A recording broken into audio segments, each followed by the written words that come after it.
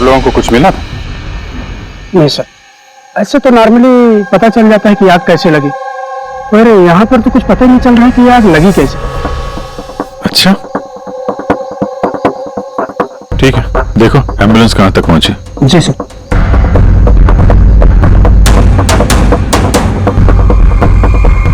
बहुत बुरी तरह से झुलस गया। कमाल है, कुछ पता ही नहीं चल रहा है कि आग कैसे लगी है।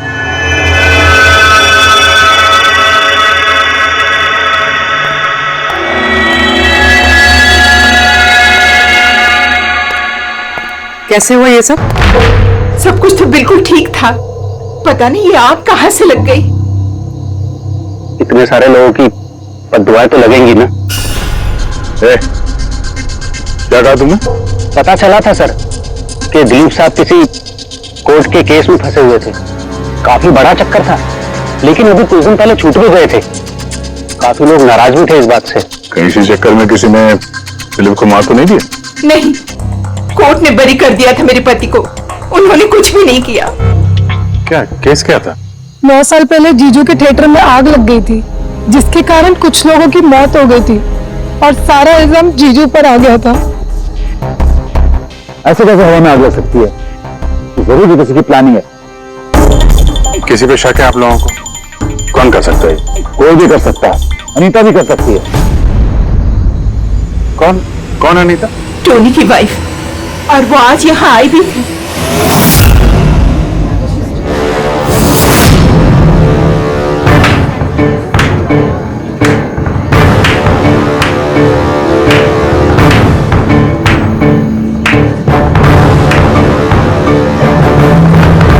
अनीता दूसरों का घर बर्बाद करके अपने परिवार के साथ खुशियां मनाई जा रही है। वेरी गुड, वेरी गुड, वाह।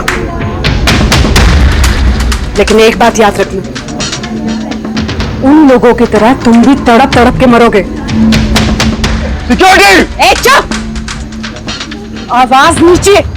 निकालो उसको बाहर, निकालो! आउट! लगता है तुम दोनों अपने अंजाम से वाकिफ नहीं।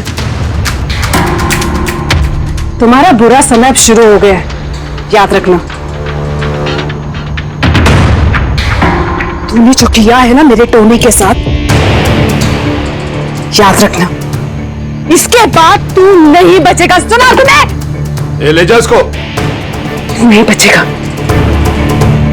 नरक में चलेगा तू। अरे देख क्या रहा है, ले जा इसे। नरक में चलेगा तू, तड़प तड़प के चलेगा, याद रखना। अरे जा!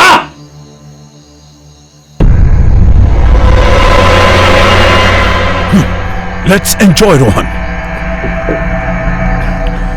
अरे भूल जाओ।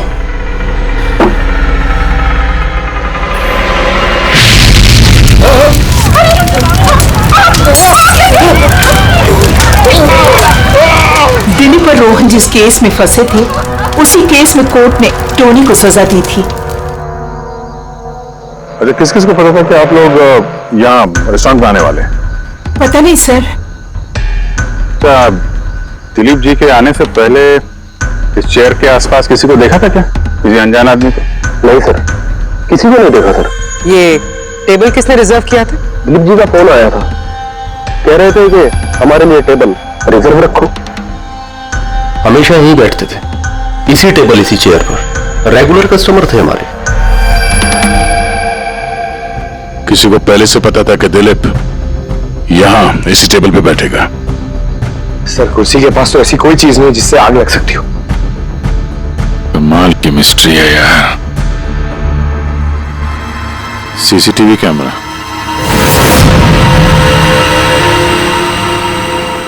इसकी फुटेज से पता चलेगा क्या हुआ था यहाँ पे।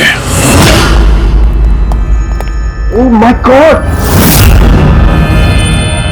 ये सब कैसे हो गया? कौन कर सकता है सब?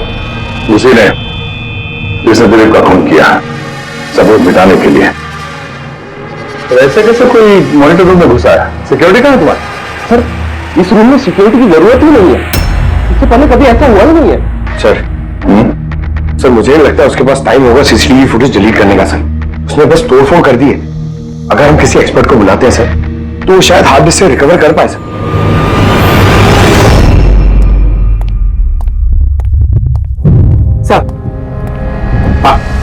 सर 9 साल पहले दिलीप और रोहन का एक थिएटर था जिसमें आग लग गई थी। एग्जिट और एंट्री डोर बंद होने की वजह से इस आग में 12 लोग जल के मर गए। विक्टिम्स की फैमिली ने केस किया तो इन्वेस्टिगेशन में पता चला कि उस वक्त एक गार्ड ड्यूटी पे था। टोनी? हाँ सर कोर्ट में साबित हो गया कि टोनी ने बहुत शराब पी रखी थी और शराब के नशे में वो इतना धुत था कि वो इमरजेंसी एग्जिट भी खोल नहीं पाया। हाँ, बस टोनी की बीवी अनीता ये मानने को तैयार ही नहीं कि गलती टोनी की है। सर सिर्फ उसका ही नहीं, बहुत सारे न्यूज़पेपर और आर्टिकल्स ने भी कोर्ट के इस फैसले के खिलाफ आवाज उठाई थी।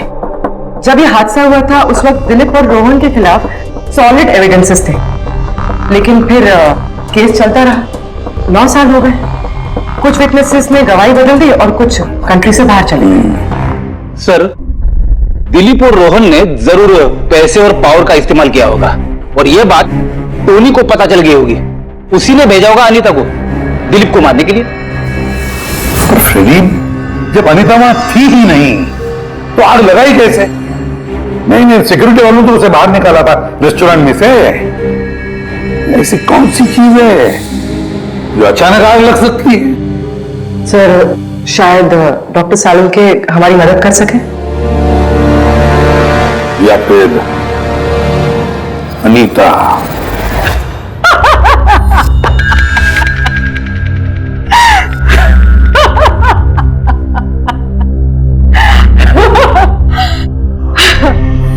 किस बात पे इतना हैरान है? मेरी हंसी पे या दिलीप की मौत पे? दिलीप की मौत पे तुम इतना खुश क्यों हो रही हो? अब मैं खुश नहीं होंगी तो और कौन होगा? कल रात रेस्टोरेंट से निकलने के बाद तुम कहां गई थी? जेल, अपने पति से मिलने। वार्डन के पास सारे रिकॉर्ड हैं, आप चाहें तो चेक कर सकते हैं। वो तो हम करेंगे, और ये भी कि आखिर तुमने वो आग लगाई कैसे? काला जादू किया तुमने? दिलीप को अचानक आग कैसे लग गई? काला जादू आता तो जरूर करती, पर मैं बहुत खुश हूं। ये दिलीप भी उसी तरह तड़प तड़प के मरा है जिस तरह 9 साल पहले वो बेकसूर लोग मरे थे, जिसकी सजा मेरा पति टोनी भुगत रहा है। तुम ये कैसे कह सकती हो कि टोनी की गलती नहीं थी? तुम तो वहां थी नहीं। मैं वहां नहीं थी, लेकिन टोनी यहां था। उस दिन उसकी तबीयत खराब थी। उसने अपने मालिकों से, रोहन और दिलीप से कहा वो जल्दी घर आ गया आग लगने से पहले। गलती उन दोनों की थी। अरे पुराना दरवाजा ठीक ही नहीं करवाया, जिसके कारण वहां आग में वो लोग झुलस के रह गए। मेरे पति की गलती नहीं थी, उन दोनों की थी। तो बहुत गुस्सा आया होगा ना तुम्हें? दोनों को मारने का भी मन किया होगा? 12 लोग मरे हैं वहां। मुझसे कहीं ज्यादा गुस्सा उन लोगों के परिवार वालों को आया होगा, और वो बहुत खुश होंगे अब दिलीप की मौत की खबर सुन के। बहुत खुश होंगे। वो लोग और भी खुश हो जाएंगे जब रोहन जल के मरेगा।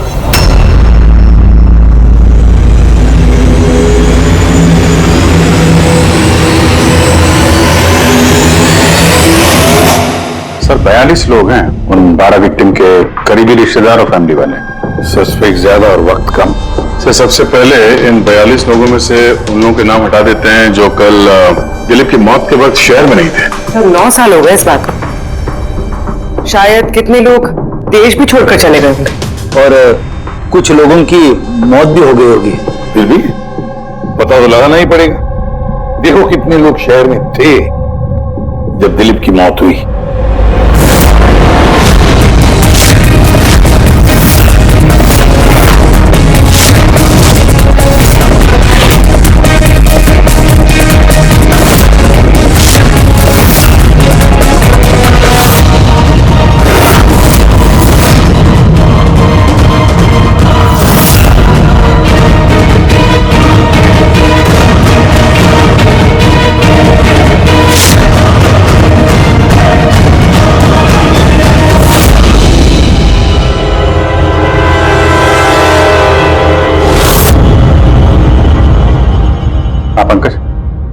कितने बचे? 27 लोग हैं सर, जो उस वक्त शहर में थे, और उनके पास दिलीप को मारने की वजह थी। ठीक है, तो लाओ सबको बेरों में, देखते हैं क्या कहानी सुनाते हैं लोग अपनी बेगुनाही की। जेम्स, तुम्हारे पिताजी 9 साल पहले थिएटर में लगी आग में जलकर मर गए, है ना? Yes sir. आपके हस्बैंड फिल्म अकेले देखने गए थे? उस दिन मैं बिजी थी, इसलिए वो अकेले ही चले गए। कल रात कहां पर थे तुम? सर मैं अपने फ्रेंड्स के साथ था। सर मैं पासपोर्ट ऑफिस गया था। उन दोनों को मैं ऐसे बच के नहीं जाने दूंगी। तो क्या किया तुमने? सोचा कि दिलीप से फेस टू फेस मिलूंगा और उससे पूछूंगा कि तुमने ऐसा क्यों किया। सर उसके बाद मैं अपने फ्रेंड के साथ घर पे गया। मैं अपनी वाइफ के साथ मॉल में था। सर आप मेरे फ्रेंड से पूछ सकते हैं। सर मैं उससे मिलता तो रेस्टोरेंट तक जिंदा नहीं पहुंच पाता। दिलीप को उसके किए की सजा मिल गई। मुझे मालूम चला रेस्टोरेंट से कि दिलीप के साथ क्या हुआ, तो दिल को सुकून मिला सर। अब बचा रोहन, उसको भी उसके किए की सजा जरूर मिलेगी। अब इन 27 लोगों में से उन लोगों के नाम रहने दो जो घुमा फिरा के जवाब दे रहे थे और जिन्होंने अपने जवाब पहले से ही तैयार करके रखे थे।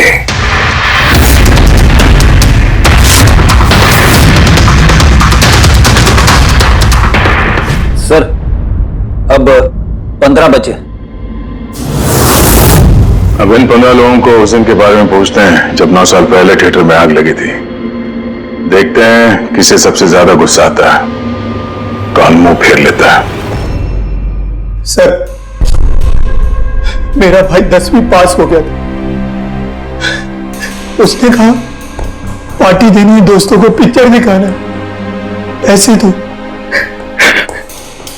सर मैंने वो पैसे उसे दे दिए। काश वो पैसे मुझे उसे देने नहीं चाहिए थे सर। जिसने भी ये किया बहुत अच्छा किया। आज मैं खुश हूं, आज मैं बहुत खुश हूं। कुमार साहब, आप यूनिवर्सिटी में फिजिक्स के प्रोफेसर हैं, है ना? Yes sir, head of the department physics. लेकिन मेरे खुद के बेटे को पढ़ाई में कोई इंटरेस्ट नहीं था। बहुत डांटता था मैं उसे, लेकिन अनिकेत के ऊपर कभी कोई फर्क नहीं पड़ा। एक नंबर का बदमाश बन गया था वो। उस दिन भी वो कॉलेज से बंक करके दोस्तों के साथ फिल्म देखने चला गया और सर और वापस घर पे कभी नहीं आया। हिमेश, राइट, कॉन्ट्रैक्टर हो ना तुम? हाँ सर। हिमेश, 9 साल पहले तुम अपनी पत्नी के साथ फिल्म देखने गए थे उस थिएटर में। नई नई शादी हुई थी मेरी, सलोनी के साथ फिल्म देखने के लिए गया था। उसको भूख लगी थी, मैं समोसा लेने के लिए बाहर गया। मैं वापस आया तो देखा वहां के दरवाजे लॉक हो गए थे। वहां अंदर से लोगों के चिल्लाने की आवाज आ रही थी और धुआं निकल रहा था वहां से। मैंने सब दरवाजे खोलने की बहुत कोशिश की, मैंने बहुत कोशिश की। मैं पागलों की तरह दरवाजा को ठोकता रहा, पीटता रहा। सलोनी कोई दरवाजा खोल दो यार, सलोनी। लेकिन मैं कुछ नहीं कर सका सर, मैं कुछ नहीं कर सका। अपनी सलोनी को मैं बचा नहीं सकता।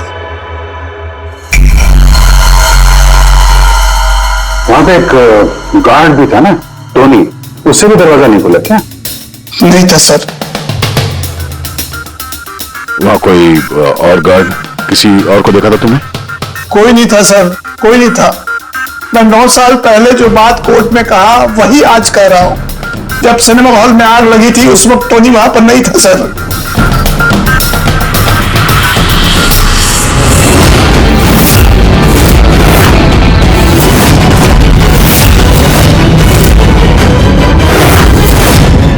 सर, ये है हमारे फाइनल 15 सस्पेक्ट जो दिलीप को मार सकते हैं। सो कॉप्स कह रहे थे कि फायरमैन को भी पता नहीं चला कि आग का एग्जैक्टली सोर्स क्या था। उन लोगों को तो जनरली फ्यूल का पता चल जाता है। कि वहां पर ऐसी कौन सी चीज थी जो तुरंत आग पकड़ती है, लेकिन उन्हें पता नहीं चला। उन्हें पता नहीं चला। उन्हें इसलिए पता नहीं चला क्योंकि उस चीज की न तो कोई खुशबू थी न कोई रंग था। एग्जैक्टली सर, मतलब अगर लिक्विड होता ना तो इस दिलीप को पता चलता जब वो चेयर पे बैठता, उसे फील होता। और अगर पाउडर होता तो हमें टेस्टिंग में पता चल जाता। इसका मतलब ये तो गैस, जिसका मतलब ये गैस है। गैस? तो इसीलिए उस फायरमैन को पता नहीं चला कि किस चीज से आग लगी है। इनफ्लेमेबल गैस बॉस, जिसे सिर्फ एक स्पार्क की जरूरत होती है आग पकड़ने के लिए। अच्छा, मुझे एक बात समझ में नहीं आ रही है। दिलीप इस कुर्सी पर बैठा था, तो गैस कुर्सी पर आई कहां से? कुर्सी से ही। क्या? कुर्सी से?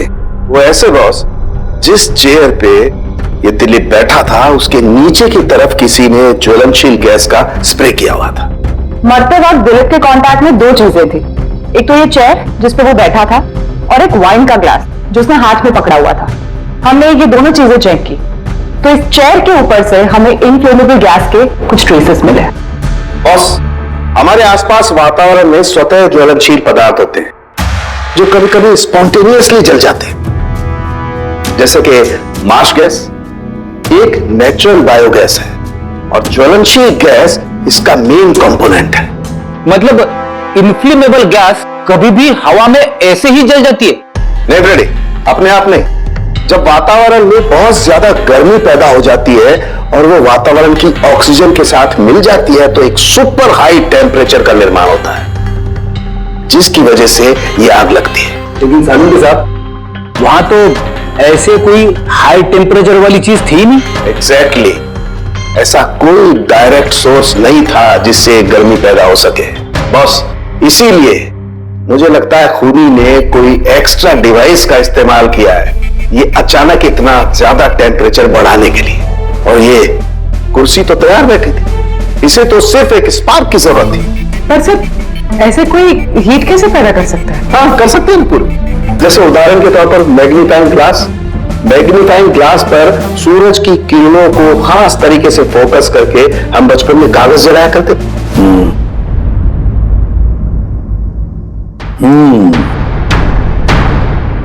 लगता है इस रेस्टोरेंट में फिर से जाना पड़ेगा, पता लगाना पड़ेगा किस चीज से आग लगी है।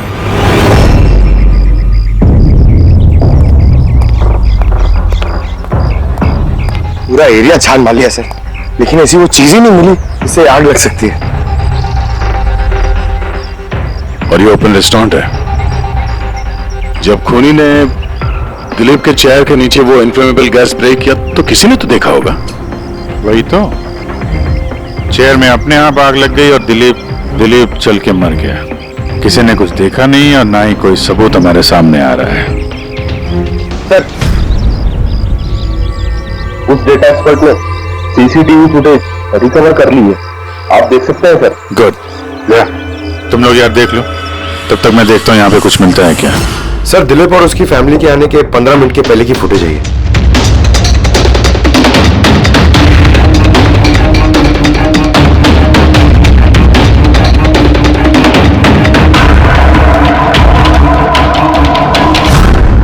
ये कुर्सी चेंज कर रहा है। इसका कोई दूसरा एंगल है क्या इसी टाइम का? चेक करो। एक मिनट सर।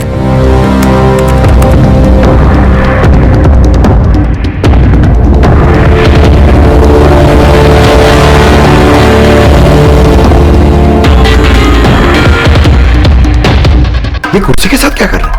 गैस स्प्रे कर रहा है क्या? हाँ, तो उसने अपने चेयर पे गैस स्प्रे किया और उसने अपनी कुर्सी को उस कुर्सी से बदल दी जिस पे दिलीप बैठने वाला था।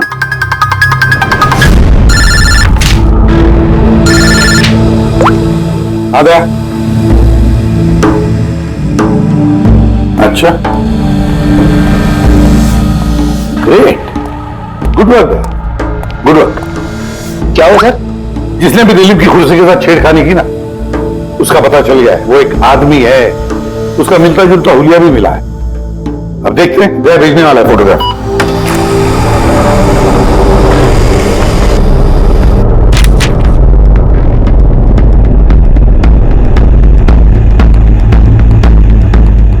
रोहिणी इन बचे लोगों में से कोई एक है, इन्हीं में से एक। और अब इसका अगला शिकार रोहन है।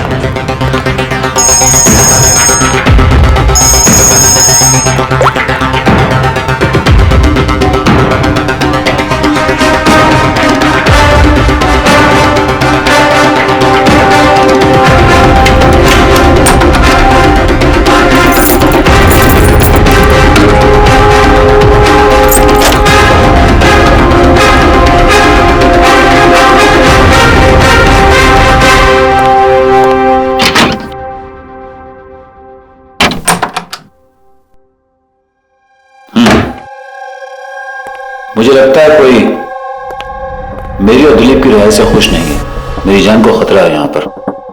आई will talk to you later, bye. Sir everything is okay. Alright, तुम यहीं पर रहना और किसी को भी अंदर मत आने देना। Be alert, okay? Okay sir.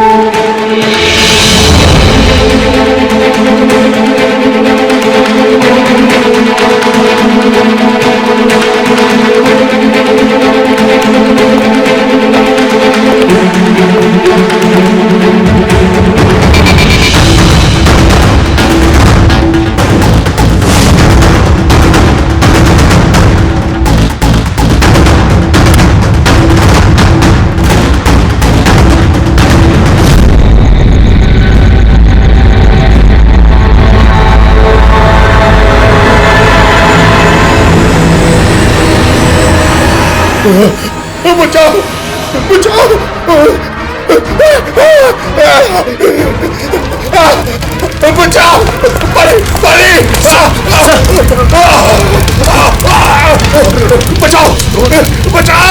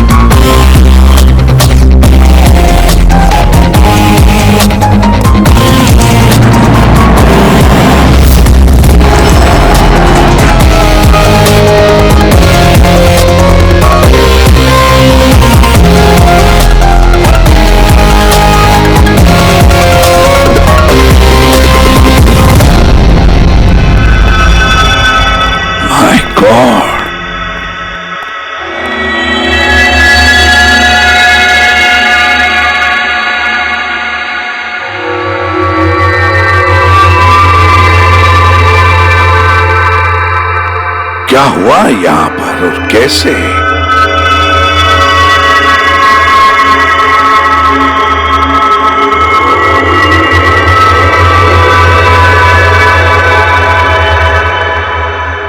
यहाँ पर भी और किसी किस्म की कोई स्मेल नहीं है, इस जमीन लाश के बदबू के। ये मर्डर भी इन्फ्लेमेबल गैस से हुआ है शायद। ये सब हुआ कैसे? हाँ? सर मैं रोहन सर का बॉडीगार्ड हूं सर। अच्छा, तो फिर ये आप लोग कहां थे जब ये सब हुआ? सर रोहन सर ने मुझे बाहर निगरानी के लिए कहा था, तो थोड़ी देर के बाद सर उनके चिल्लाने की आवाज आई तो मैं उनके कमरे की तरफ भागा, लेकिन सर दरवाजे के चारों तरफ से धुआं देखा तो मैं दूसरी चाबी से दरवाजा खोल के अंदर गया तो देखा कि सर रोहन सर जले पड़े थे। आप लोगों को भी कुछ पता नहीं है?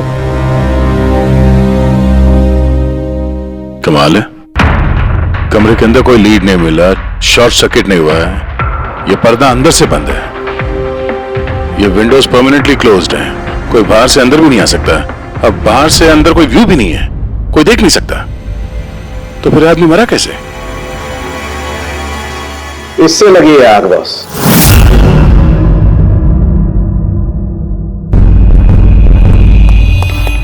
ये इस चीज से ये है क्या सर? फिलामेंट है। फिलामेंट? इलेक्ट्रिक बल्ब के अंदर का फिलामेंट। और जब इस फिलामेंट में इलेक्ट्रिक करंट पास होता है तो ये गर्म होकर के लाल हो जाता है। बस टूनी ने भी इसी टेक्निक का इस्तेमाल किया है उस ज्वलनशील गैस को जलाने के लिए। पर वहां रेस्टोरेंट में जहां पर दिलीप की मौत हुई थी, वहां पर तो हमें ऐसा कोई फिलामेंट वगैरह नहीं मिला।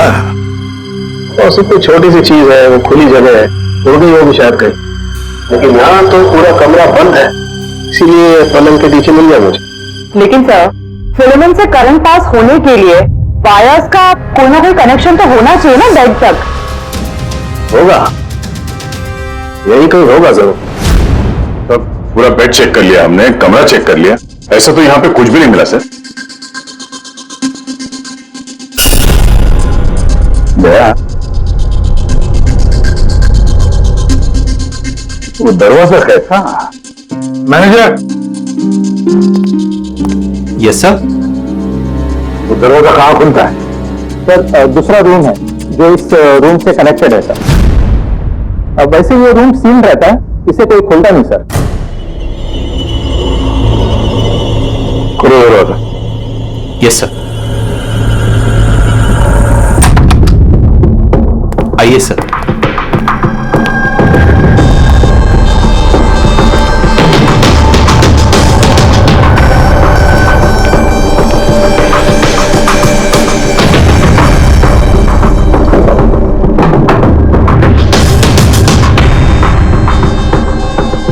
मैनेजर साहब, किसका कमरा है ये? कौन रहता है इस कमरे में? गेस्ट है कोई सर, डिटेल्स चेक करनी पड़ेगी। मंगाओ। Okay sir.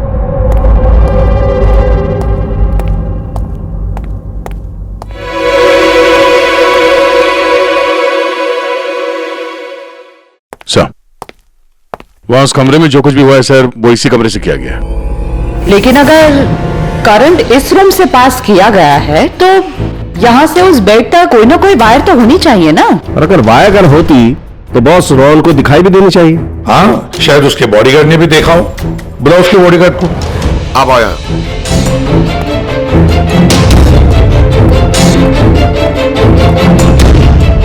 एक बात बताओ, जब तुम रोहन के कमरे में आए थे तब कोई वायर देखी यहाँ इस दरवाजे से उस कमरे में जाते हुए?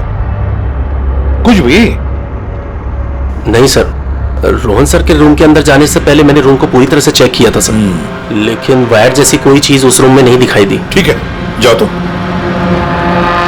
जो कुछ भी हो दया, खूनी ने इसी दरवाजे का इस्तेमाल किया।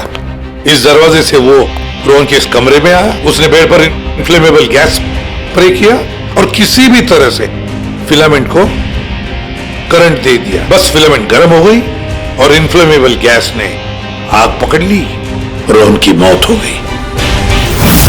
बस एक बात पक्की है, ये जो कोई भी है उससे इलेक्ट्रिक और केमिकल्स की बहुत अच्छी जानकारी है।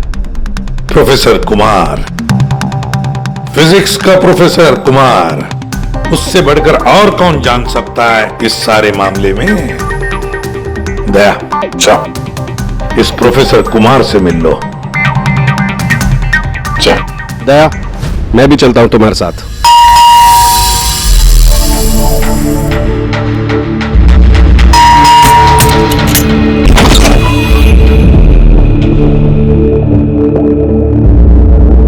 प्रोफेसर कुमार है घर पे? हाँ है, लेकिन आप लोग? सीआईडी। सीआईडी? सब ठीक तो है ना साहब? हाँ, उनसे कुछ पूछताछ कर दी है। कहाँ है वो? बाहर बच्चों को पढ़ा रहे हैं, मैं बुला के लाता हूँ। कोई बात नहीं, हम देखते हैं।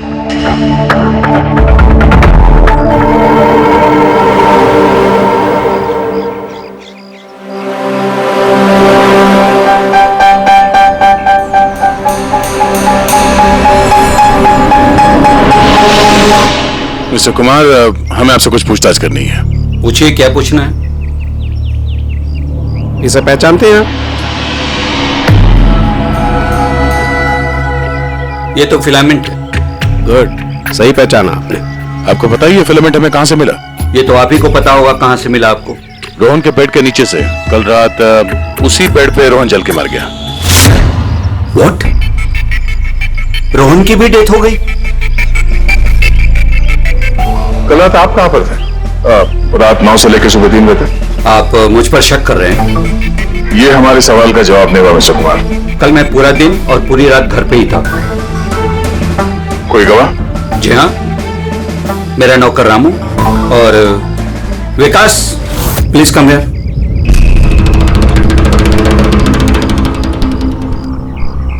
Yes sir. इन्हें बताओ मैं कल कहाँ था। सर हमारे एक्स्ट्रा क्लासेस ले रहे थे, यहीं पे सर। कितने बजे से कितने बजे तक? सर शाम के 6 बजे से सुबह के 5:30 बजे तक। सर हमारे एग्जाम आने वाले हैं ना, तो हमने सर को रिक्वेस्ट किया था एक्स्ट्रा क्लासेस लेने के लिए। ठीक है सर, तुम जाओ बेटा। सर मेरे 5 स्टूडेंट्स और भी हैं जो कल सुबह 9 बजे से लेकर 5:30 बजे तक हमारे साथ थे। कहें तो उनको बुला लूं? ठीक है, अब मैं जा सकता हूं सर, बच्चों को पढ़ाना है। Please please. Thank you.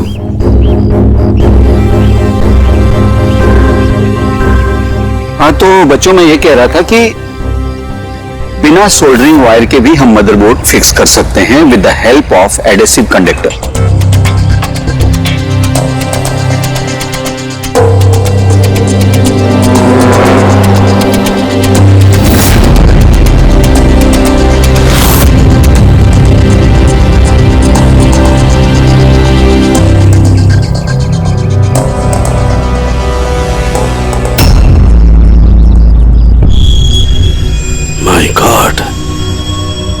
My God यार, ये क्या बात? क्या? अरे यार, ये गलती मुझसे कैसे हो गई? क्या? गॉड, बूढ़ा हो गया मैं, बूढ़ा हो गया मैं। एक काम करो, 1 घंटे बाद फॉरेस्ट क्लब में मिलो, कुछ बताऊंगा। 1 घंटे बाद। अरे वो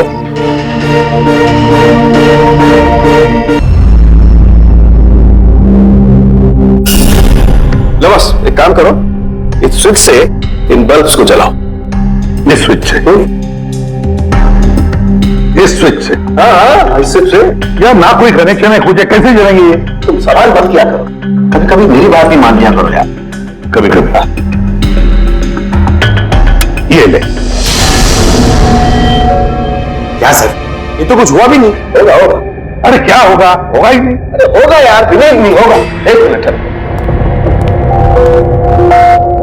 क्या इसकी तबीयत ठीक है ना? हाँ? तो पता नहीं क्या हुआ है, वो जब से वो प्रोफेसर कुमार से मिलके आना, बस बल्ब के साथ ही खेले जा रहे हैं। बात बताओ, वो फिंगरप्रिंट्स का क्या रिपोर्ट आया? वही जो फिंगरप्रिंट्स तुमने होटल वाले से लिए थे और रूम में उठाए थे? तो फिंगरप्रिंट तो बहुत सारे मिले, लेकिन सारे स्टाफ मेंबर्स के ही हैं, उसके अलावा और किसी के नहीं मिले। ये कैसे हो सकता है? तो भाई साहब, जरा इधर भी ध्यान दीजिए। हाँ हाँ, ध्यान है। हाँ।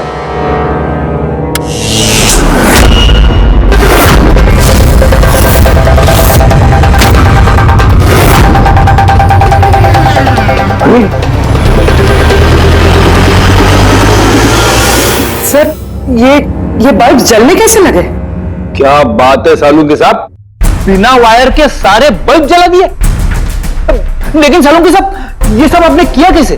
ठीक वैसे ही हुआ ये फ्रेडी, जैसे कि खूनी ने किया था उस दिलीप की कुर्सी पे और रोहन के बेड पे। जादूगर सालुंखे, साफ साफ बताइए, आपने ये किया कैसे? करंट क्या हवा में से आया? हवा में से नहीं ना बॉस, करंट आया है इलेक्ट्रिक पेंट के जरिए। Electric paint? हाँ, इलेक्ट्रिक पेंट। दरअसल बिजली के जो तार होते हैं वो मेटल के होते हैं, और metal is a good conductor of electricity, इसीलिए करंट उनमें से पास होकर के जाता है। ठीक इसी तरीके से कुछ पेंट भी होते हैं जिन्हें हम इलेक्ट्रिक पेंट कहते हैं, और ये भी गुड कंडक्टर ऑफ इलेक्ट्रिसिटी होते हैं। इनमें से भी इलेक्ट्रिसिटी पास हो सकती है, और कमाल की बात यह है कि ये किसी भी कलर में मिल सकते हैं, जो आसानी से किसी भी बैकग्राउंड में मर्ज भी हो सकते हैं। ओह, इसीलिए हमें होटल रूम में और रेस्टोरेंट में कुछ दिखा नहीं सर। Exactly that. उन्होंने दरअसल होटल के कमरे का और रेस्टोरेंट के फ्लोर का दोनों का कलर इस कलर के साथ मैच किया, इसीलिए हमें दिखाई नहीं दिया। तो ये इलेक्ट्रिक करंट, आई मीन ये जो इलेक्ट्रिक पेंट है, ये आसानी से मिल जाता है? हाँ, मिल सकते हैं।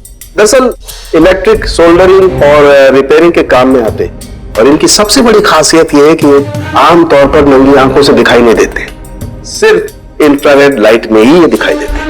मैं दिखाता हूं।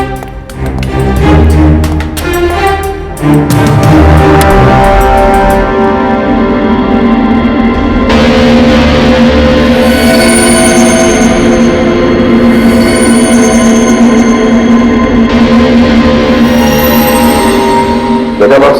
हाँ, खूनी ने भी ऐसे ही इस इलेक्ट्रिक पेंट का इस्तेमाल किया और ये सर्किट बनाया।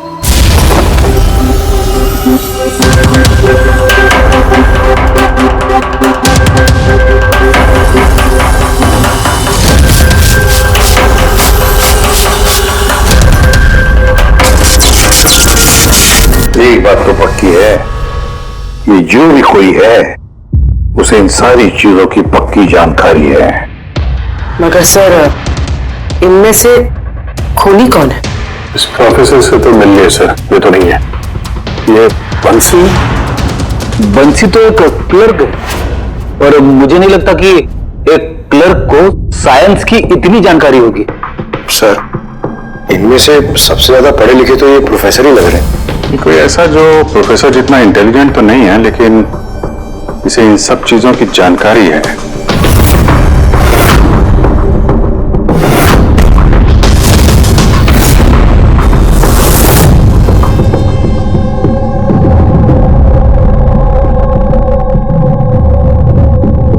वो ये है अभिजीत, ये है वो। याद है क्या कहा था इसने, कि क्या काम करता?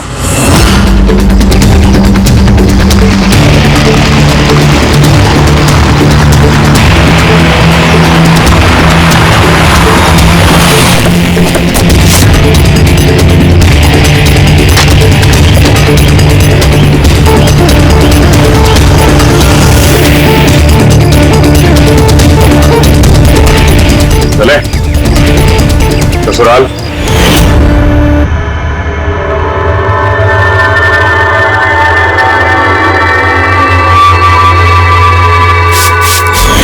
दिलीप और रोहन पर केस हुआ था, लेकिन मुझे मालूम था अपने पैसे और पावर के दम पर वो छूट जाएंगे। लेकिन उनके पास पैसा था तो मेरे पास दिमाग। कई महीनों तक उनका पीछा किया, वो कहां जाते हैं, क्या करते हैं, किससे मिलते हैं, सब कुछ। आखिर मैंने दोनों को मारने की तरकीब ढूंढ ही निकाली, इलेक्ट्रिक पेंट्स और सर्किट्स के जरिए। ये दोनों के बारे में मुझे अच्छी खासी जानकारी थी। बस दे दी दोनों को सजा, दोनों को मार दिया जिंदा जलाकर, जैसे उन्होंने मेरी सलोनी को मारा था। उमेश, तुम्हारी पत्नी के साथ जो कुछ भी हुआ उसका हम सबको अफसोस है, लेकिन दिलीप और रोहन को मारकर तुम्हें क्या मिला? क्या तुम्हारी पत्नी वापस आ गई? बदले की आग में तुमने दो लोगों की जानें ली। कानून तुम्हें कभी माफ नहीं करेगा, तुम्हें कड़ी से कड़ी सजा होगी।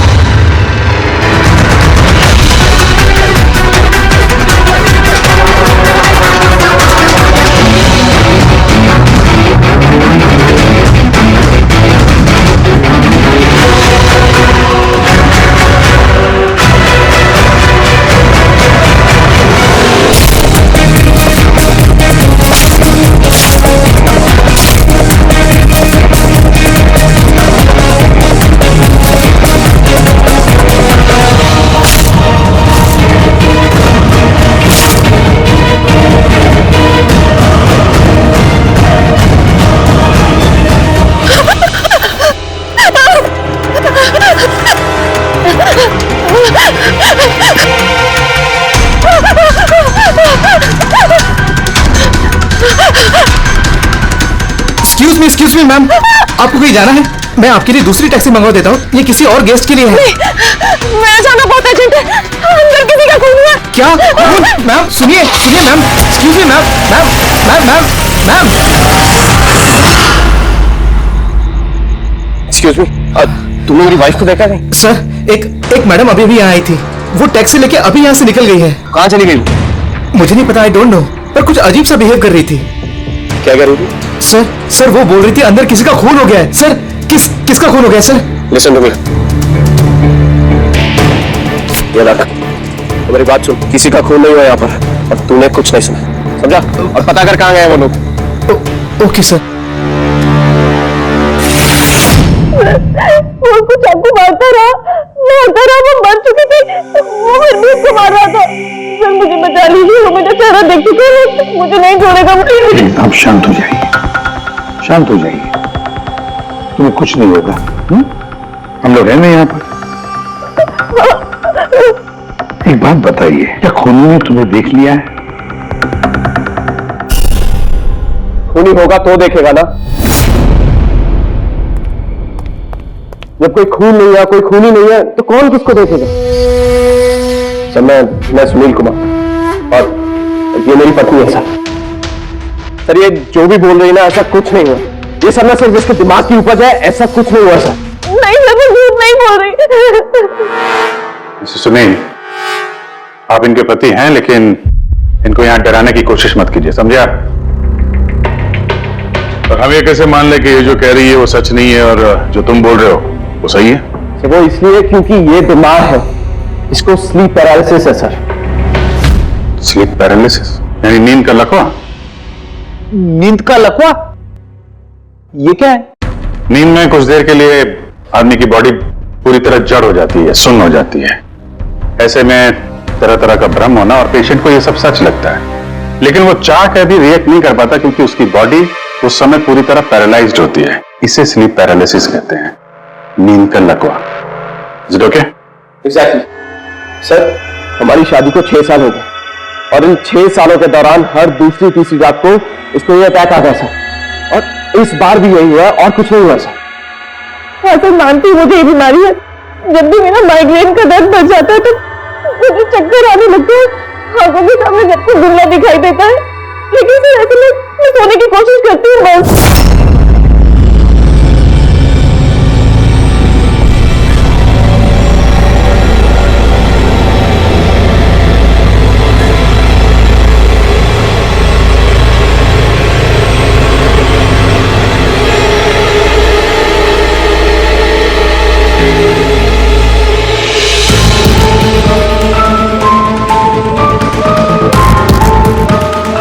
बड़ी मुश्किल से जैसे तैसे नींद आती है और 2-3 घंटों के बाद अचानक से मेरी आंख खुल जाती है, मगर शरीर बिल्कुल स्थिर हो जाता है।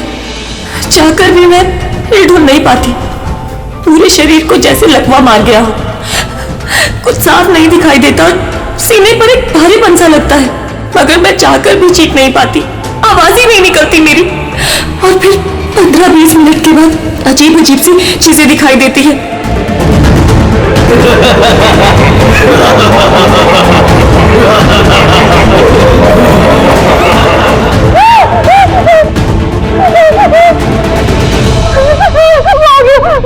मार देगा, हो गया।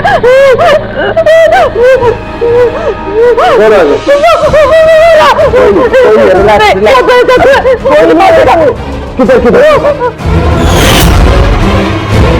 कौन है? देखो देखो, शांत हो जाओ, तुम्हें फिर से अटैक आया, देखो रिलैक्स, शांत हो जाओ, कोई नहीं, मुझे बचा, तुम्हें फिर से अटैक आया, रिलैक्स हो जाओ, तुम्हें फिर से दौरा पड़ा था, कुछ नहीं। मतलब जो कुछ भी आपको दिखाई देता है वो सब भ्रम है, कोई सच्चाई नहीं है। हाँ, हर बार सच नहीं होता था, लेकिन इस बार सच हुआ। वो मेरा वहम नहीं था सर। मुझे इस लड़की का चेहरा इतना साफ याद है कि मैं उसे कभी नहीं पहचान सकती। मुझे कोई शैतानी और दानव नहीं दिखाई दिया सर, जैसे हर बार होता था। मैं सच बोल रही हूँ, मैंने वहां पर खून होते हुए देखा था। मैं बिल्कुल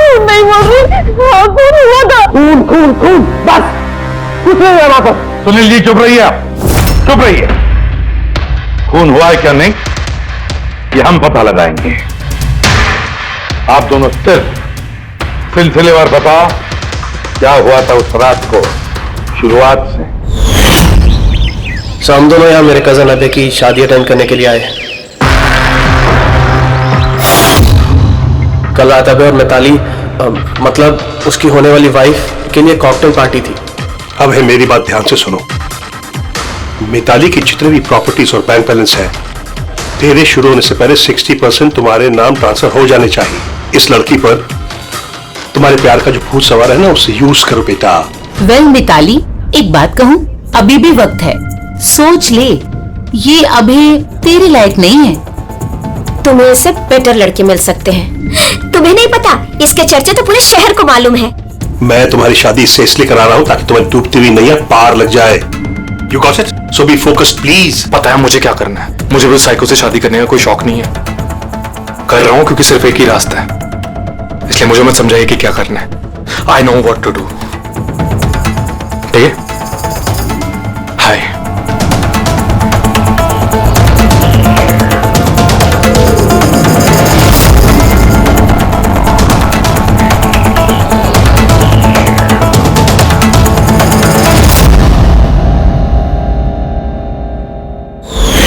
फिर पार्टी के शोरगुल में मेरा माइग्रेन का दर्द इतना बढ़ गया कि मुझसे वहां रुका ही नहीं गया। राइमा, क्या हुआ? क्या हुआ? वो माइग्रेन शुरू हो गया। मेरी तबीयत बहुत खराब हो रही है। मैं थोड़ी देर रूम में जाके रेस्ट करती हूँ।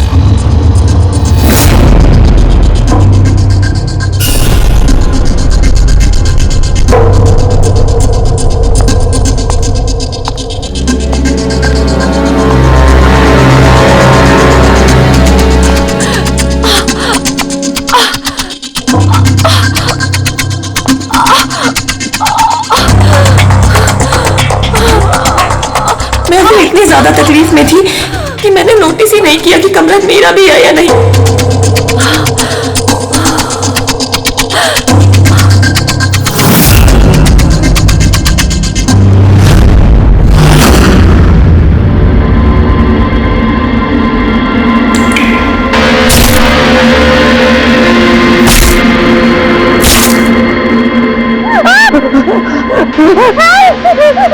कोई 45 मिनट के बाद जब मेरा दौरा शांत हुआ तो मैं उठी। मैंने अपने इधर उधर देखा तो वहां पर कोई खून ही नहीं था, ना ही कोई लाश थी, ना ही कोई खून के धब्बे थे।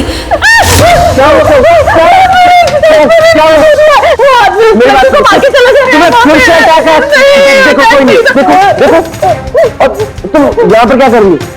ये हमारा कमरा थोड़ी ना। अच्छा ये सब छोड़ो, तुम यहाँ पे बैठो। मेरी बात सुनो, तुम यहीं पर रुको, मैं तुम्हें पानी लेके आता हूँ। रिलैक्स। जब भाग के वापस गया तो राइमा वहां से चली गई और वहां से ये आपके पास आ गया और मैं इसके पीछे आ था। लेकिन सर एक बात पक्की है, वहां पर कोई खून नहीं हुआ। ये सब इसके दिमाग की उपज है। सुनील जी, जिस तरह से राइमा ने हमें ये सब कुछ बताया ना, उससे नहीं लगता कि ये सब मन घड़न है। जरूर इसमें कोई ना कोई सच्चाई है। सर वो रूम उन रूम्स में था जो हमने शादी के लिए बुक किए और मैंने अपनी गेस्ट लिस्ट में चेक कर लिया, ना तो कोई मिसिंग है ना ही किसी का मर्डर हुआ। सर आप इसकी बात को बिल्कुल मत सुनिए। बस उस शादी को आराम से हो जाने दीजिए, वरना जीत अंकल तो बर्बाद हो जाएंगे और इससे ज्यादा मैं तो सड़क पे आ जाऊंगा। सर शादी में कोई प्रॉब्लम नहीं होगी, हम पूछताछ तो करेंगे लेकिन अपनी तरीके से।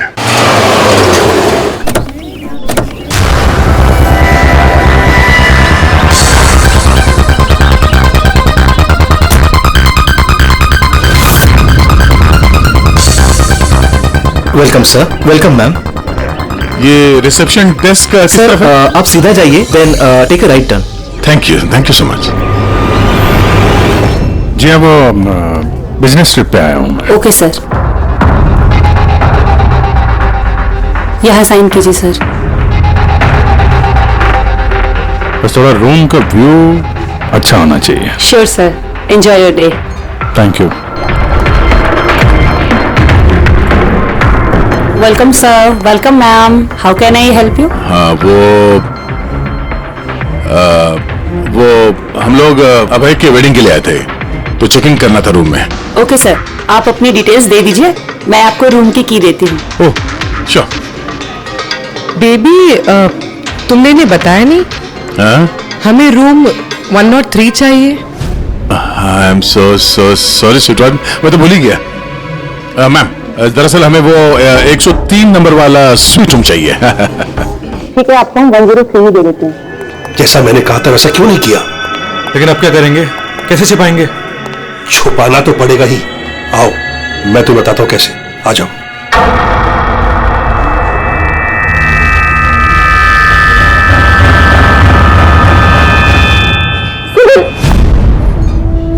सब कुछ इसी के कारण हुआ है।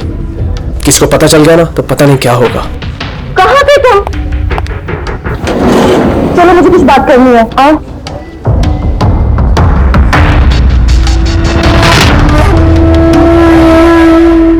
Thank you.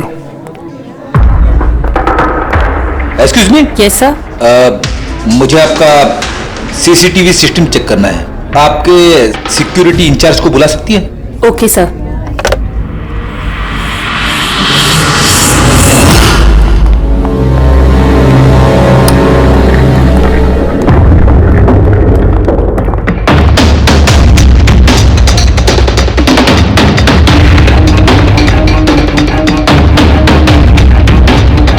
ठीक है, थैंक यू।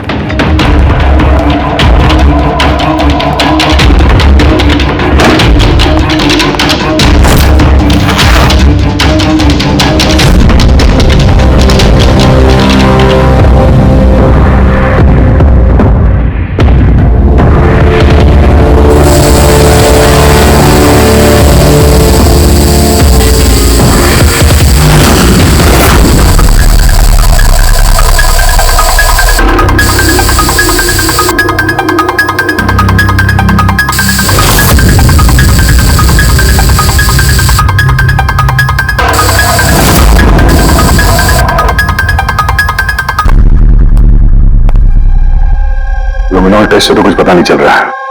ऐसा लगता तो नहीं है कि यहाँ कोई खून हुआ है। सर खून ने बहुत अच्छे से सफाई की है। ऐसे कैसे हो सकता है? सर जिस तरह रायमा ने बताया है, कत्ल के वक्त यहाँ पर खून ही खून होना चाहिए।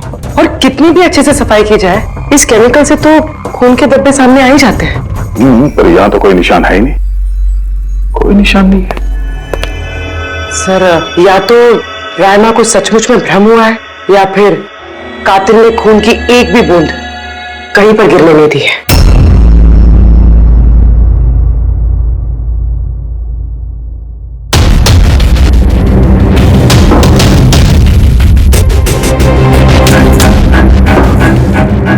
मुझे लगता तुम सही कह रही थी, कातिल ने खून की एक भी बूंद गिरने नहीं दी। ये देखो, खून की एक भी बूंद जमीन पे या दीवार पे कहीं भी नहीं गिरी है, क्योंकि कातिल ने पूरे कमरे को प्लास्टिक के शीट से कवर कर दिया था। सर मतलब रायमा ये सब कुछ प्लास्टिक के उस तरफ से देख रही थी, इसलिए उसे सब कुछ धुंधला धुंधला नजर आ रहा था। हाँ, ये प्लास्टिक शीट्स जहां पे जुड़ते हैं, शायद एक गैप रह गया होगा, और उसी गैप में से इस लड़की की शक्ल दिख गई होगी उसे। न लाश मिली है, न फिंगरप्रिंट्स, और ना ही कोई खून। लगता है इस केस में हमें फॉरेंसिक से कोई मदद मिलने वाली नहीं है। ये पता लगाना आसान नहीं है कि खून किसका हुआ है, किया किसने, और वो लाश गई तो गई था। अरे नहीं, वो प्रॉब्लम तो दूर हो गई। एक्चुअली अपना सॉफ्टवेयर करप्ट हो गया था, इसलिए जितनी भी रिकॉर्डिंग हुई थी सब डिलीट हो गई। परसों में जो रिकॉर्ड किया गया था, परसों से लेकर आज तक का जो रिकॉर्ड है सारे डिलीट है। डिलीट हो गया। पिछले 24 घंटे का सारा फुटेज उड़ गया है। खून होने का टाइम रायमा जी ने जो बोला, तब से लेके 24 घंटे तक होटल के अंदर क्या क्या हुआ इसका कुछ पता नहीं है। कमाल है, पहले कमरे को प्लास्टिक से ढक दिया, अब ये सीसीटीवी फुटेज। बस शातिर अपराधी है। एक मिनट, तुमने कहा होटल के अंदर का कुछ पता नहीं, और बाहर का? होटल के बाहर सीसीटीवी फुटेज होगा? है ना sir, main gate, garden, parking lawn और होटल के पीछे।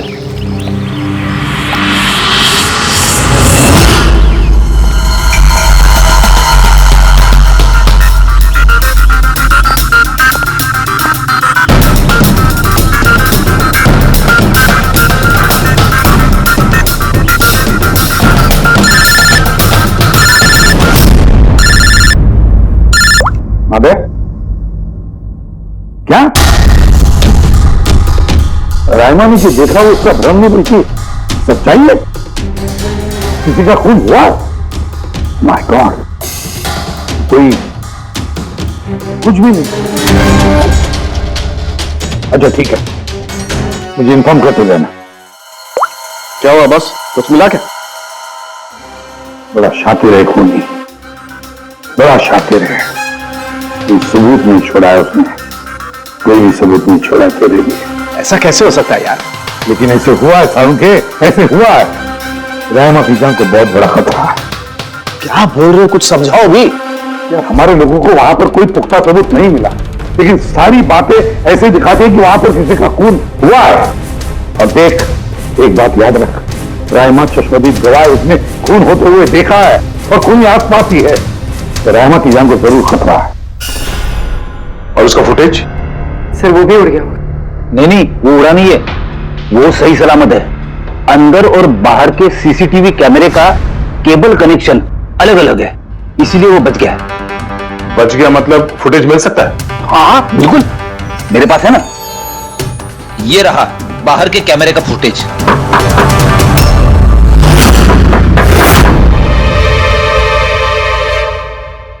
सर, अगर खूनी ने उस पर उस वक्त हमला किया जब स्लीप पैरालिसिस का दौरा पड़ रहा है, फिर तो वो उंगली भी नहीं हिला पाई होगी।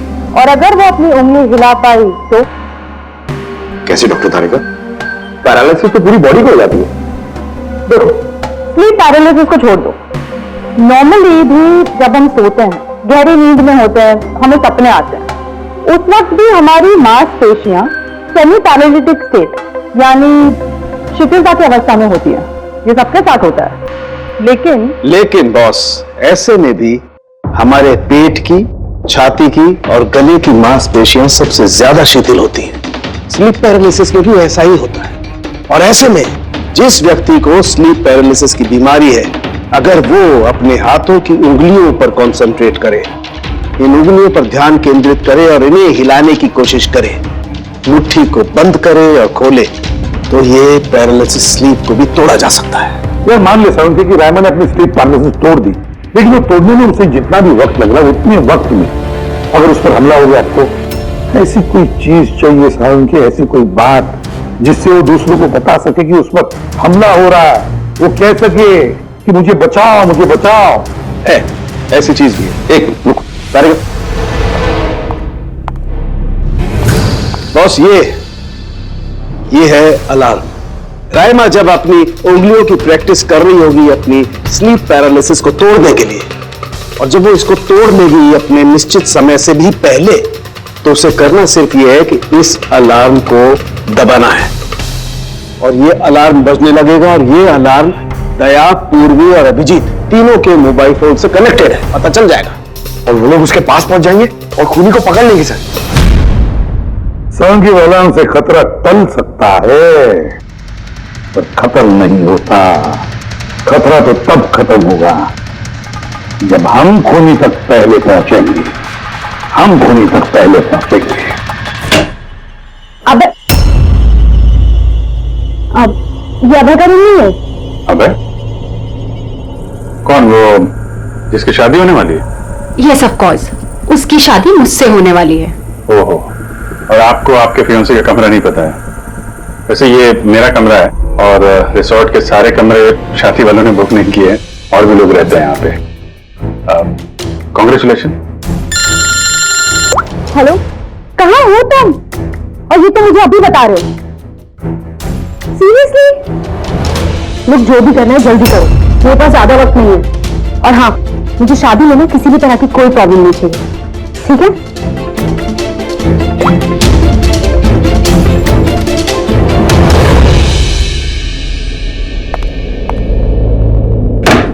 मिताली, जिसकी शादी होने वाली है, वैसे ये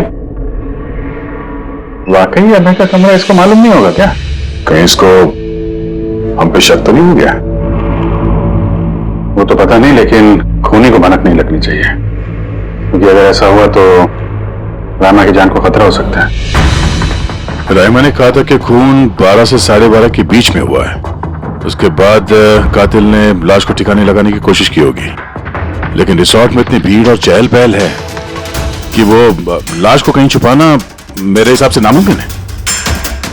मतलब लाश को बाहर ले गए हैं लोग। लेकिन सर, रात को रिसोर्ट से बाहर तो कोई गया नहीं। कहीं ये लाश रिसोर्ट के अंदर ही तो नहीं? नहीं, अगर लाश यहाँ होती तो अब तक बदबू आना शुरू हो जाती। करेक्ट। मैंने किचन का फ्रीजर चेक किया है, वहां भी कुछ नहीं है। वही एक जगह जहाँ पे लाश छुपाई जा सकती थी। वैसे भी यहाँ शादियों की पार्टी और लेट नाइट पार्टी की वजह से ऐसी जगह पे हमेशा कम से कम 30 लोग तो होते ही हैं। खूनी लाश को वहां पे छुपाने की गलती नहीं करेगा। सर, कहीं खूनी ने 2 तारीख को लाश के साथ चेकआउट तो नहीं कर लिया? मिस्टर पारितोष, आपके कहने पर मैं ऑलरेडी 3 बार रिकॉर्ड्स चेक कर चुकी हूँ। कोई मिसलीला थी ही नहीं। आपको जरूर कोई गलतफहमी हुई है, वो जरूर कहीं और रुकी होंगी। अब प्लीज कहीं और जाकर चेक कीजिए। मैडम, मैं चेक कर सकता होता तो मैं आपसे रिक्वेस्ट क्यों करता? लीना मेरी दोस्त है और उसका नंबर खो गया मुझसे, मैं क्या करूं? देखिए मैम, मेरा उससे बात करना बहुत जरूरी है। आप समझ रही है ना? सर, आप समझ नहीं रहे हैं। किसी एक की डिटेल दूसरे को देना हमारे नियम के खिलाफ है। फिर भी मैं आपकी मदद कर देती, लेकिन मेरे पास उनकी डिटेल्स है ही नहीं सर। अरे ऐसे कैसे नहीं है? डिटेल्स आप रखते हैं ना। कोई कमरा लेने आएगा तो आप उसकी डिटेल्स नहीं रखते हैं? लेते हैं सर, बिल्कुल लेते हैं। तो लेकिन वो यहाँ रुकी होती तो ना। 1 मिनट, आपको तसल्ली नहीं हो रही है, प्लीज आप खुद से चेक कर लीजिए। अच्छा ठीक है। कहीं रीमा ने मुझसे झूठ तो नहीं बोला? मैं देख लेता। मैम आप एक काम करेंगी, आप हाउसकीपिंग से किसी को बुला के लाइए। मेरा रूम इतना गंदा है, सुबह से मैं कितनी बार कॉल कर चुका हूँ, कोई आने को तैयार नहीं है। ऐसे कैसे हो सकता है? ओके। नहीं, फोन पे, अरे फोन तो मैं 50 बार कर चुका हूँ। आप प्लीज किसी को भेजिए ना प्लीज। ठीक है सर, मैं बुला के लाती हूँ। Thank you ma'am.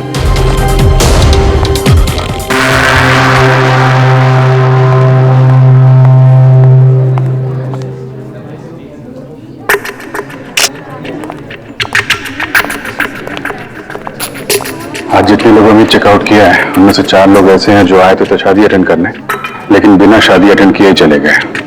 शादी बिना अटेंड किए ही चले गए? बड़ी अजीब बात है। ये मिस्टर वलेना, मिस्टर दक्ष, मिसेस मोटवानी और मिस सूजी। सर, मैं इन चारों के बारे में सब कुछ पता करती हूँ।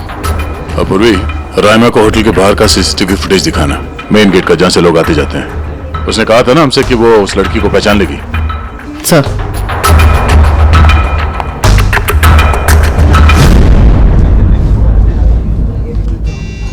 मतलब रायमा ने जो कहा वो सच है क्या? मिस्टर सुनील, आप किस बात से ज्यादा परेशान हैं? यहाँ पे खून हुआ है उससे या फिर रायमा ने देख लिया उससे? इस इन्वेस्टिगेशन तुम हम पर छोड़ दो, शादी का मजा लो। हाँ? क्या कब बदल जाए यहाँ पे कोई कुछ कह नहीं सकता है।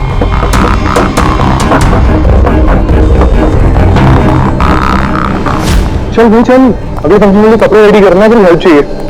वैसे लोग कौन थे? कोई गेस्ट है? हाँ, मेरे गेस्ट ही हैं। चल चल चल।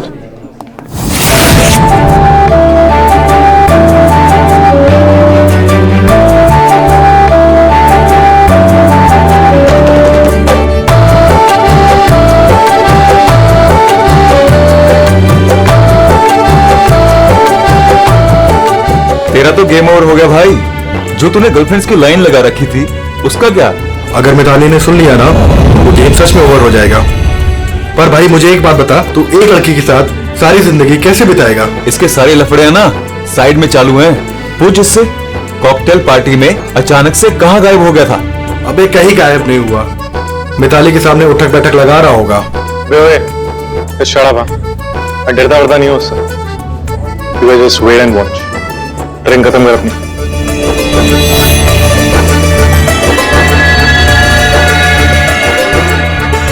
इसका मतलब कत्ल वाली रात अबे पार्टी में नहीं था।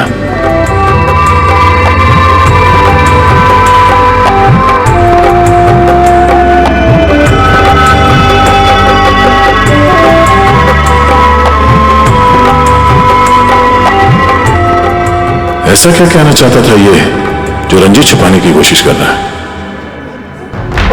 सर, मैडम अभी ठीक है ना? और उस दिन जो मर्डर के बारे में बोल रही थी वो गलतफहमी अभी दूर हो चुकी है ना मैम की?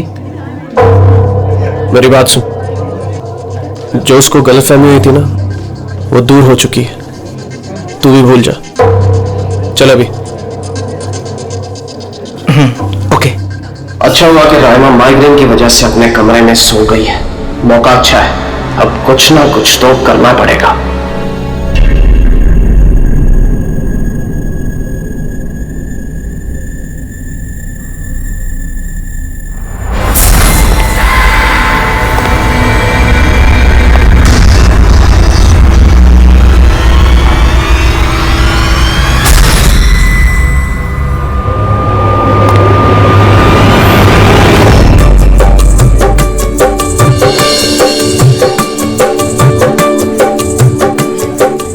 अरे वाह, कितनी अच्छी मेहंदी लगाई है तुमने, दिखाओ। बहुत अच्छी लग रही है। Thank you. All thanks to Alia. Mitali, sweetheart, मुझे तुमसे कुछ बात करनी है। Excuse me. एक सेकेंड। मिताली और अभय की जोड़ी कितनी अच्छी है ना, परफेक्ट कपल।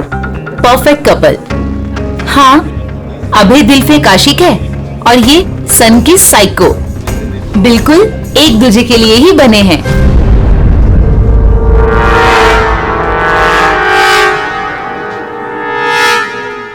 मिताली को अभय के बारे में ये पता है? पागल है वो अभय के लिए।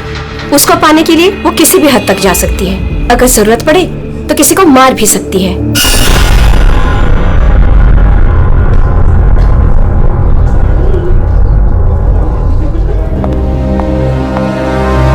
हो गई बात?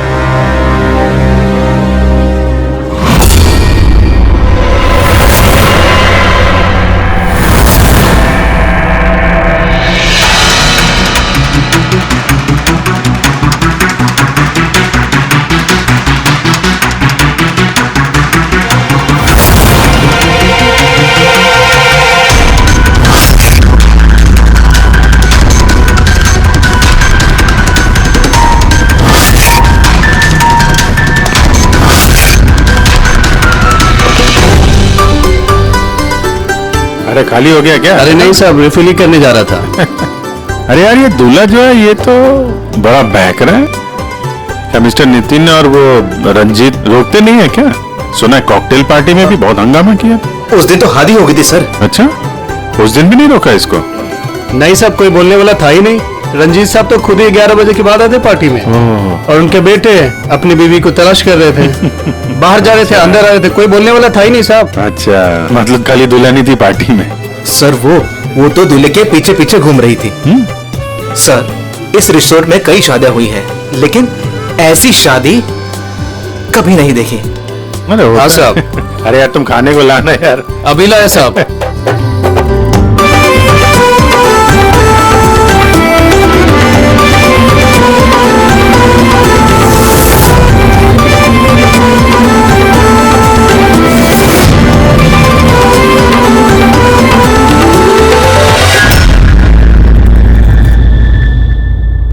रहमा ये देखो, ये तुम्हारे मदद के लिए अलार्म है। जैसे तुम इस बटन को दबाओगी, दया, पूर्वी और अभिजीत के पास जो फोन है उस पर अलार्म बजेगा और वो लोग तुरंत तुम्हारी मदद के लिए वहां पहुंच जाएंगे। जी। लेकिन जब तुम्हें स्लीप पैरालिसिस हो, अपने हाथों की और पैरों की उंगलियों को हिलाने की कोशिश करना, क्योंकि सबसे कम असर स्लीप पैरालिसिस का हमारे हाथों की और पैरों की उंगलियों पर होता है।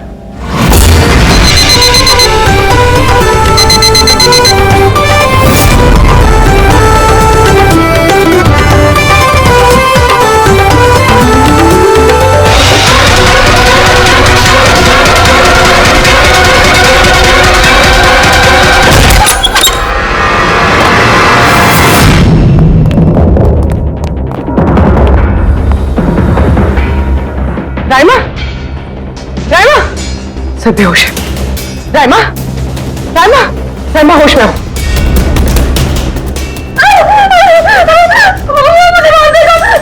मुझे बचा लीजिए, प्लीज मुझे बचा लीजिए। कौन मार देगा? हुआ क्या यहाँ पे?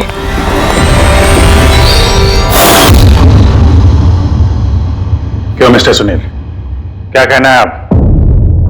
अब तुम्हें इसकी बात पे विश्वास हो रहा है या अभी तुम्हें अपनी ताऊ जी की रेपुटेशन की फिक्र है? अब मैं क्या ही बोलूं सर, समझिए कि ये जिंदा है। अच्छा, वैसे आप यहाँ आए कैसे? पार्टी तो नीचे चल रही थी, हाँ? और यहाँ पे क्या हुआ किसी ने नहीं सुना? तो फिर आप हमारे साथ साथ यहाँ कैसे आ गए? आप मुझ पे शक कर रहे हैं? मैं अपनी पत्नी को मारने की कोशिश क्यों करूंगा? शक तो हम सब पे करते हैं। फिलहाल अभी आप बाहर जाइए, हमें रामा से कोई जरूरी बात करनी है, प्लीज। सर आप लोग प्लीज मुझे बचा लीजिए। जब वो आदमी को खून कर रहा था तो मैंने इसे देख लिया था, मुझे नहीं छोड़ेगा, प्लीज आप कुछ कीजिए ना। वो दोबारा आएगा, वो मुझे मार देगा, प्लीज प्लीज कुछ कीजिए। देखो रामा, घबराओ मत, हमारे यहाँ पे होते हुए कोई कुछ नहीं कर सकता तुम्हारा, ठीक है? लेकिन वो औरत जिसका खून होते हुए तुमने देखा, उसे हम लोग नहीं पहचानते, तुम उसे पहचानती हो, तो हम लोग एक फुटेज दिखाएंगे, जरा उस फुटेज में देख के उस लड़की को पहचानो प्लीज। जी। थोड़ी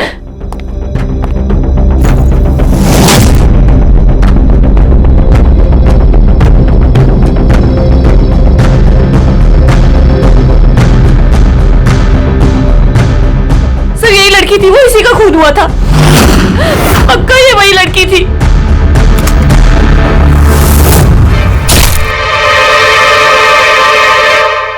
अगर ये यहाँ पे आई थी तो किसी ने तो देखा होगा उसे।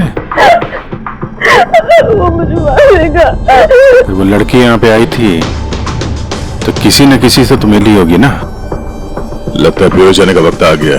वो 4 लोग जो शादी अटेंड करने आए थे और अटेंड किए बिना ही चले गए, जरा उनसे भी पूछताछ कर लेते हैं। सर मिस्टर वलेना, ये अभय का मैनेजर, ये जरूरी काम छोड़कर आया था शादी अटेंड करने के लिए, लेकिन बीच में ही वापस चले गए।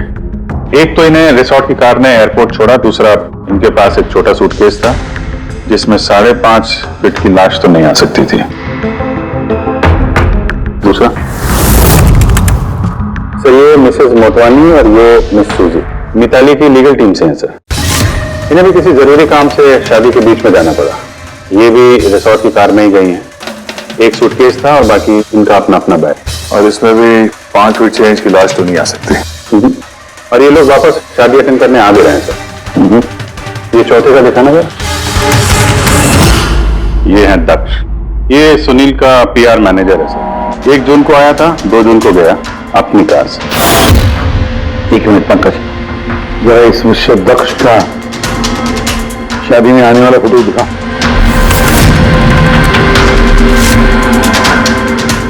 ओके, और अब उसके जाने का वीडियो दिखा। मिस्टर दक्ष आए थे 1 सूटकेस के साथ और जा रहे हैं 2-2 सूटकेस के साथ। शादी से रिटर्न गिफ्ट लेके जा रहे हैं सर।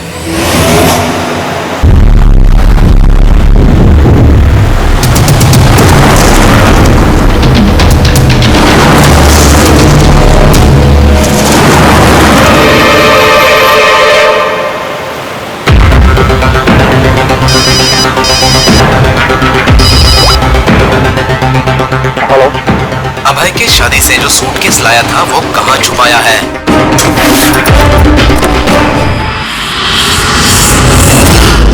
कौन बोल रहा है? क्या बोल रहे हो तुम? कौन सी सूटकेस?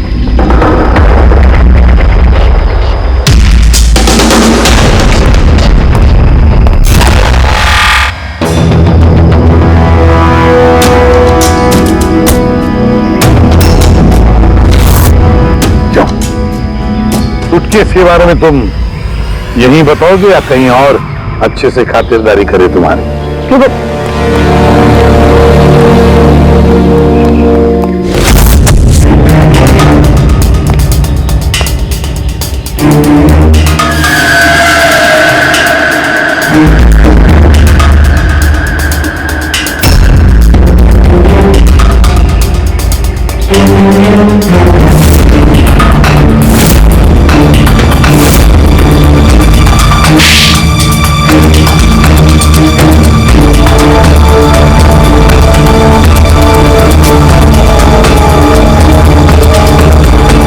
याद आया?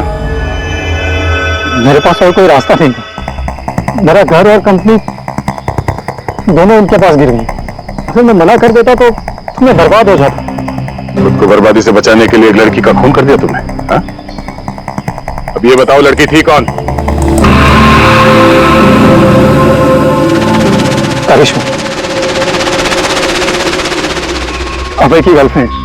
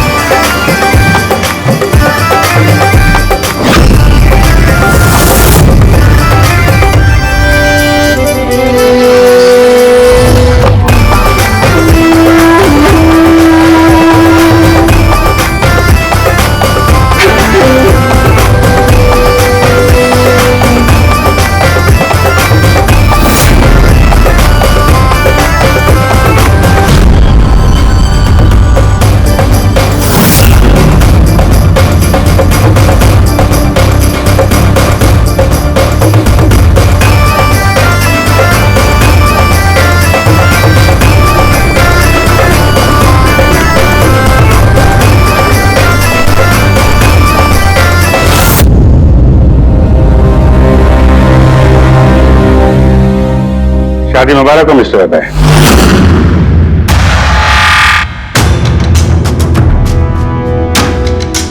आपके लिए कुछ तोहफे लेकर आए हैं, ऐसे तोहफे जिनके बगैर ये शादी पूरी हो ही नहीं सकती। आपकी दोस्त करिश्मा ने आपके लिए कुछ तोहफे भेजे हैं।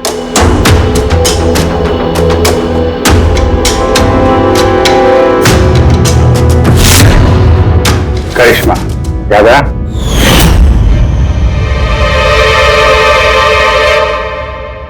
तोहफे देखना चाहेंगे?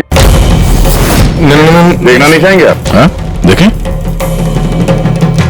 अभी दिखाता है। सर नहीं नहीं मैं रुकिए प्लीज।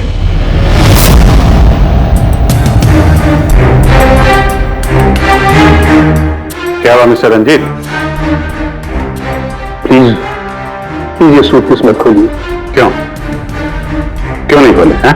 क्योंकि तुम्हें डर है कि इस सूटकेस के अंदर करिश्मा की लाश ना निकले।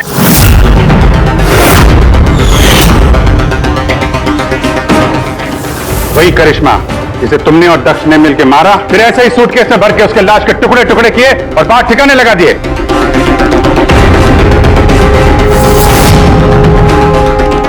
डैडी ये क्या बोल रहे हैं? ये सच है क्या? हाँ बेटा, ये सच है। मैं क्या करता? मुझे ये शादी किसी भी कीमत पर करानी थी, क्योंकि अगर ये शादी नहीं होती तो हम लोग सड़क पर आ जाते, बर्बाद हो जाते। अरे करिश्मा, ये शादी को तोड़ने में तुली हुई थी। अपना मुंह बंद करने के लिए उसने मुझसे 5 करोड़ रुपए मांगे। सच में अगर मेरे पास होते तो मैं दे ही दूं, लेकिन नहीं थे मेरे पास। फिर उस दिन तो अचानक ही रात बंद थी, मुझे कुछ नहीं सूझा। मैंने किसी बहाने से रात तक रुकने को कहा। फिर मैंने ये सब प्लान बनाया। फिर मैंने दक्ष को इस प्लान में शामिल किया, क्योंकि मुझे पता था कि दक्ष मुझे ना नहीं कर सकता। वो इंच इंच मेरे पैसे में डूबा हुआ है।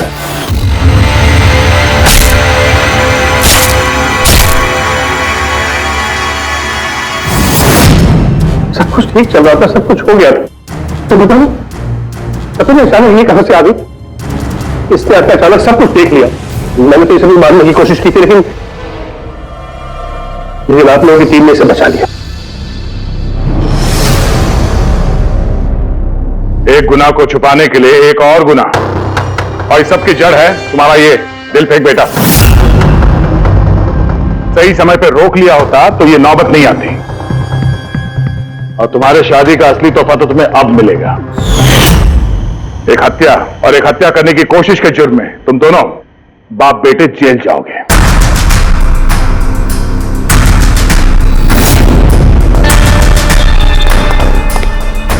Thank you.